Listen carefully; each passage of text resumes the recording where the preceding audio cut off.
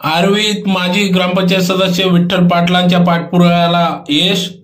डोंगरी विकास योजनेअंतर्गत 13 लाख रुपये कामाचा खासदार शोभा बच्छाव यांच्या हस्ते शुभारंभ. याबाबत अधिक वृत्त असे की धुळे तालुक्यातील आर्वी येथील माजी ग्रामपंचायत सदस्य विठ्ठल पाटील यांनी गेल्या अनेक दिवसांपासून आर्वी गावात विविध कामांच्या संदर्भात पाठपुरावा केला. निधी उपलब्ध व्हावा, रस्ता, गटार, पथदिवे या कामांसाठी निधी उपलब्ध व्हावा यासाठी खासदार डॉक्टर शोभा बच्छाव यांच्याकडे पाठपुरावा केला.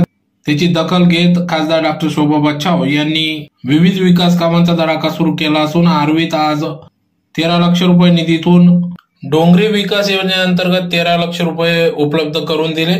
त्या कामाचा शुभारंभ आज करण्यात आला. धुळे तालुक्यातील आर्वी येथील योगेश्वर कॉलनीमध्ये अनेक वर्षापासून पावसाचे पाणी तुंबत होते. या ठिकाणी चिखल जमत असल्याने नागरिकांना नाहक त्रासाला सामोरे जावे लागत होते आणि हा रस्ता अनेक वर्षापासून प्रलंबित होता.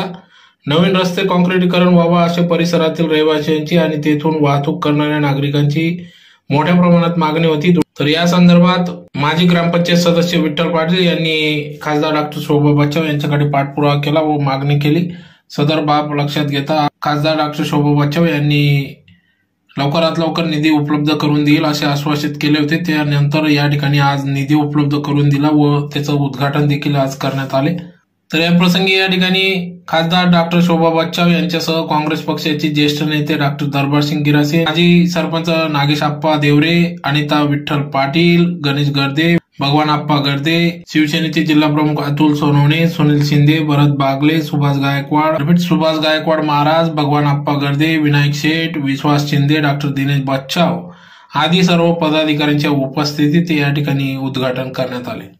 कॉलनी परिसरात कोणता प्रकार आतापर्यंत विकास झालेला नाही. त्यामुळे पाठपुराव्यामुळे मॅडमांनी 13 लाख रुपये मंजूर केले. मॅडमांनी त्यांच्या आर्वी ग्रामपंचायत हार्दिक अभिनंदन करतो. आम्ही याच्यापुढे भरपूर कामं मंजूर करणार आहेत. आपल्या आर्वी गावात अंगणवाडी झाला, शौचालय झाले, अशा अनेक प्रकार सिंचनाचा विषय आपलं त्याच्यामुळे आर्वी ग्रामपंचायत तर्फे भाषण करण्याच्या ऐवजी मी तुम्हाला आमच्या गावाच्या 2-3 समस्या सांगणार आहे. पहिला म्हणजे आता जो आमचा तिथं ब्रिज होतोय त्याच्या दोन्ही आजूबाजूला खालून इकडच्या लोकांना डोंगरकडे किंवा इकडे जाताना त्याला व्यवस्था पाहिजे. आणि तसंच आमचा आराध्य दैवत रोकडोबा मंदिर आहे तिथपर्यंत सर्व्हिस रोड काहीही करून तुम्ही तुमची ताकद वापरून आम्हाला तो करून द्यावा. मी ग्रामस्थांच्या वतीने तुम्हाला विनंती करतो. आणि दुसरी असं की जी जामफळ सुलवाडी योजना येते त्याचं तुम्ही एक पत्र दिलेलं आहे त्या अधिकाऱ्यांना. आमचं इथं मौलवून म्हणून एक धरण आहे आणि वरती मुंजादारा म्हणून तिथपर्यंत ती पाईपलाईन येते. तिथं जर वाल दिला आणि तिथून जर पाणी सोडलं तर त्या आमच्या मुंजादारा धरणामध्ये पाणी येईल आणि आमचा जो तिकडचा पट्टा आहे सतत कोरडवाहू तो बारमाहा बागायती राहील. त्याच्यासाठी तुम्ही आमच्या या गावासाठी तेवढे प्रयत्न करावे. आणि दुसरं ताई, तुमचा हा सत्कार मी जेव्हा सभापती होतो, तुम्ही मिनिस्टर होते, तेव्हा सर्वात मोठा कार्यक्रम आमच्या आर्वीनेच तुमचा घेतलेला होता. त्याच्यानंतर आम्ही आर्वीमध्ये हा तुमचा दुसरा कार्यक्रम घेतोय. आमच्या गावावर तुमचं विशेष लक्ष आहेच आणि राहणारच आहे. कारण की कुणाल बाबा आणि ताई आम्ही तुम्हाला दोघांना सारखंच समजतो आणि आमच्या कुटुंबातलेच तुम्ही आहेत. म्हणून तुम्हाला पुन्हा आग्रहाची विनंती करतो. आमच्या विठ्ठल भाऊंनी सांगितलं किंवा सर्व आमचे सरपंच सांगतील किंवा कुठलंही काम असेल, आमच्या कामाला रोकडोबा मंदिरच्या कामाला प्राधान्य देऊन या ब्रिजचं काम लवकरात लवकर कसं होईल याच्यासाठी आणि सुलवाडी जामफळ मधून जे पाणी येतंय त्याला वाल बसवण्या तुमचं पत्र दिलेलं आहे. तुम्हाला तसं त्या खात्याने पण तुम्हाला ते पत्र दिलेलं आहे की आम्ही यावर विचार करतोय. एवढी विनंती करतो आणि इथंच थांबतो. जय हिंद, जय भारत. खऱ्या अर्थाने आजच्या कामाचं भूमिपूजनासाठी मी आपले सगळ्यांचे लाडके माजी आमदार बाबा पाटील यांना बोलवलं होतं.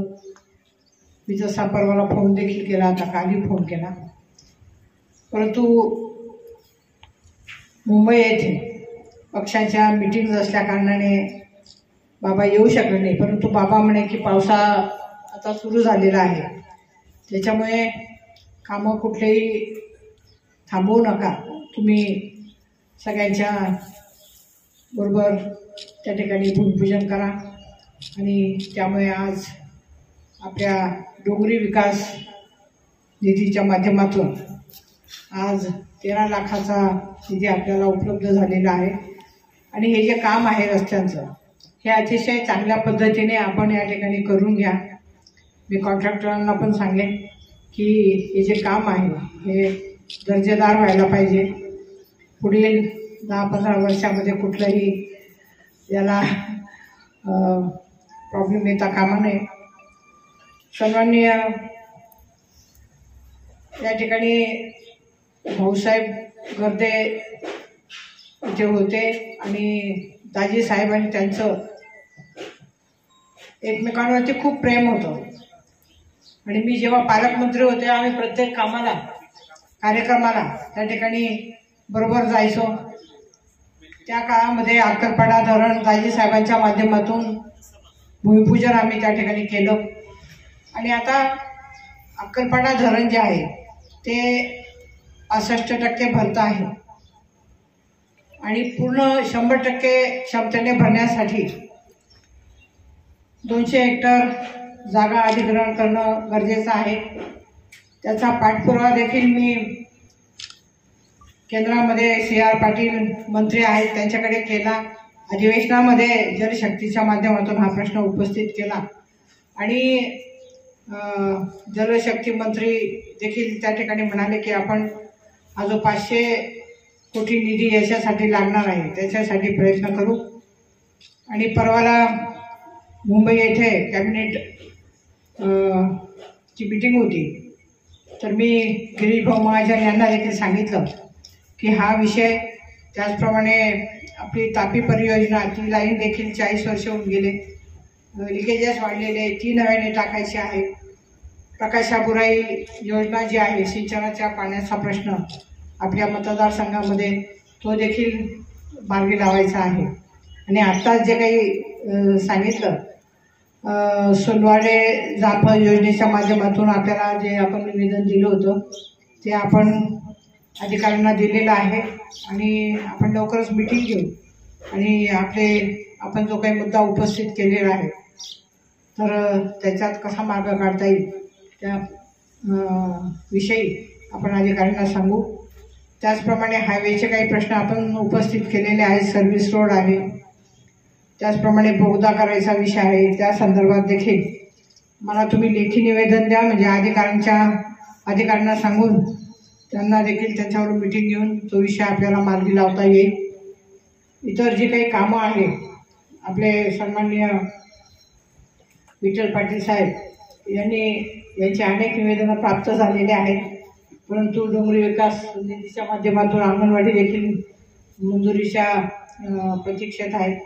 ते काम मंजूर झालं तर आपण त्याचं देखील नारळ फोडू। कारण जे काही आपले गावातले विद्यार्थी आहेत, बालक आहेत, त्यांच्यासाठी अतिशय चांगल्या पद्धतीने सक्षम अंगणवाडी ही बांधली गेली पाहिजे या उद्देशाची आहे।